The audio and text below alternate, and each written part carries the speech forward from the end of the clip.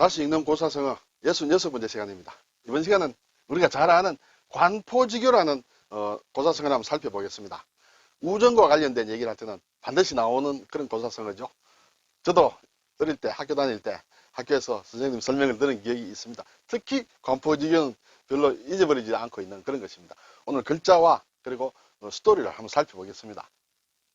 자, 관중과 포숙 또는 포숙아라고도 합니다. 이 두 사람에 관한 스토리입니다. 그래서 관과 포를 따서 관포지교다 이렇게 되죠. 관은 대롱관입니다. 그렇죠? 대롱이다. 포는 절인 어물이에요. 네, 잘 보기 힘든 그런 글자입니다. 지는 갈지자, 간다 또는 어조사 해서 그리고 뭐뭐써이라는 막 그런 뜻으로도 많이 쓰이죠. 그리고 교는 사귄다, 교제한다, 친교한다 그렇게 되겠습니다. 그러면 관포의 사기입니다. 이렇게 되겠죠. 관은 대롱입니다. 대롱이기 때문에 대나무 죽을 썼습니다. 자연에서 만날 수 있는 가장 구멍이 있는 빈통이 되는 막 그런 것은 대나무죠. 그렇죠. 이것은 벼슬관인데 발음을 가지고 왔다. 이렇게 보면 되겠죠. 그리고 포는 절인 어물이다. 또는 전복을 얘기하기도 합니다. 그래서 어물과 관련된 것이기 때문에 물고기 어가 들어갔습니다. 포는 무엇을 물건을 싼다 한데 포장한다 할 때 그건 포입니다. 발음을 가지고 왔다. 이렇게 볼 수 있겠죠. 그리고 지는 간다. 어딜 간다는 것은 어느 기준점을 출발해서 발을 떼는 것을 얘기하죠. 그래서 발지자가 붙었습니다. 교는 사귄다는 것은 사람이 이렇게 두 발을 이렇게 교차시키고 있는 모양이다. 그래서 엇걸린다. 교차한다. 그런 의미에서 사귄다는 뜻을 가지고 있습니다.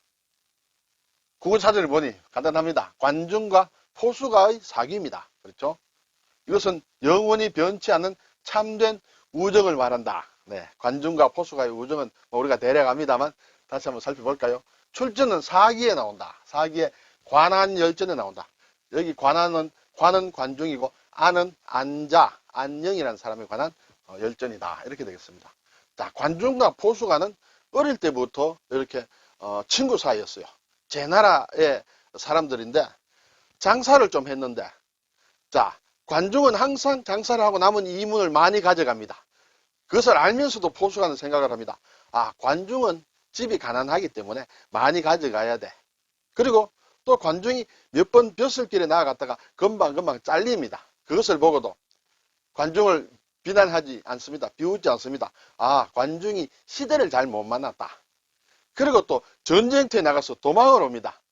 그것을 보고도 비난하지 않습니다. 관중에게는 늙으신 어머님이 계신다. 그래서 그랬을 것이다. 이렇게 이해를 합니다. 자, 그런데 그 시대에 춘추시대에 제 나라의 환공이 이제 왕이 되는 막 그런 시기인데 환공이 왕이 될 때 쉽지 않았습니다. 자기 앞에 왕인 형님이 있었는데 그 사람이 죽고 나서 암투가 벌어집니다. 그래서 환공의 또 위에 또 다른 형이 있는데 그 형과 싸워서 결국은 환공이 이기게 됩니다. 이기게 돼서 제 나라의 왕이 되는데 이때 환공에는 포수가가 환공을 따랐습니다. 근데 관중은 환공과 이렇게 싸운 그 왕자와 이렇게 같은 편이었어요. 그래서 관중이 사실은 이 환공을 죽이려고 했습니다. 화살을 쏘았는데 배에 맞았어요. 맞아서 환공이 넘어졌는데 죽은 줄 알았죠. 그런데 나중에 보니까 허리띠에 맞았더라. 그래서 살았죠. 결국은 환공이 집권을 하게 됩니다. 집권을 하니 관중을 죽이려고 하겠죠. 자기를 죽이려고 했기 때문에. 그때 친구 포수가가 환공에게 얘기합니다. 환공이 왕께서 제 나라 하나만 제대로 다스리기 위해서는 저가 있어도 충분합니다. 제가 도와드려도 됩니다만 제 나라가 아니라 이 전체를 제후들을 이렇게 다스리려는 막 그런 왕이 되기 위해서는 관중이라는 사람이 필요합니다 하고 관중을 제상으로 건의해서 제상으로 삼습니다. 황공은 포수가의 말을 듣고 관중을 용서해서 이렇게 대상으로 등용을 해서 결국은 관중이 훌륭한 정치를 이렇게 황공에게 보필 합니다. 그래서 황공은 춘추5패 첫 번째 패자가 되는 막 그런 사람이 됩니다. 그래서 관중은 얘기를 합니다. 나를 낳아주신 분은 부모님이지만 나를 알아준 사람은 포수기다. 이렇게 얘기를 하죠. 얼마나 사이가 좋았겠습니까? 그런데 결국은 포수기 먼저 죽게 됩니다.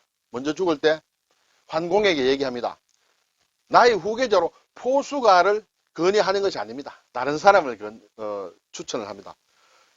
그러면 포수가 입장에서 기분이 어떨까요? 자기는 친구 관중을, 죽게 된 관중을 이렇게 재상이 되도록 등용을 하도록 건의를 했는데 관중은 포수가를 적합지 않다고 생각했는 모양입니다. 그래서 등용을 재상이 되는 것을 이렇게 건의하지 않습니다.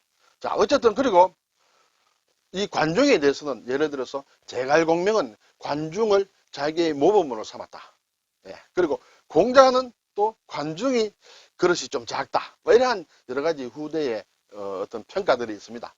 우리가 여기에서 평가를 할 수는 없습니다.